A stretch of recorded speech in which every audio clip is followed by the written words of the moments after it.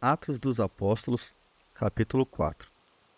Estando eles falando ao povo, sobrevieram os sacerdotes, e o capitão do templo, e os saduceus, doendo-se muito de que ensinassem o povo e anunciassem em Jesus a ressurreição dos mortos. E lançaram mão deles e os encerraram na prisão até o dia seguinte, pois já era tarde.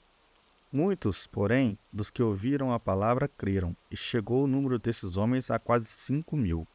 E aconteceu, no dia seguinte, reuniram-se em Jerusalém os seus principais, os anciões, os escribas, e Anás, o sumo sacerdote, e Caifás, e João, e Alexandre, e todos quantos havia da linhagem do sumo sacerdote.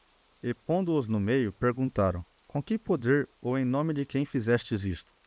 Então Pedro, cheio do Espírito Santo, lhes disse: principais do povo e vós, anciões de Israel, visto que hoje somos interrogados acerca do benefício feito a um homem enfermo e do modo como foi curado. Seja conhecido de vós, todos e de todo o povo de Israel, que em nome de Jesus Cristo, o Nazareno, aquele a quem vós crucificastes e a quem Deus ressuscitou dos mortos, em nome desse é que este está ação diante de vós. Ele é a pedra que foi rejeitada por vós, os edificadores, a qual foi posta por cabeça de esquina. E em nenhum outro há salvação, porque também debaixo do céu nenhum outro nome há, dado entre os homens, pelo qual devemos ser salvos. Então eles, vendo a ousadia de Pedro e João, e informados de que eram homens sem letras e indultos, se maravilharam e tinham conhecimento de que eles haviam estado com Jesus. E vendo estar com eles o homem que fora curado, nada tinham que dizer em contrário. Todavia, mandando-os sair fora do conselho, conferenciaram entre si, dizendo: que havemos de fazer a estes homens?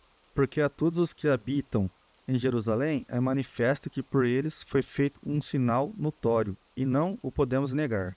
Mas, para que não divulgue mais entre o povo, ameacemo-los para que não falem mais nesse nome a homem algum.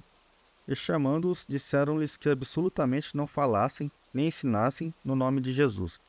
Respondendo, porém, Pedro e João lhes disseram: julgai vós se é justo, diante de Deus, ouvir-vos antes a vós do que a Deus, porque não podemos deixar de falar do que temos visto e ouvido.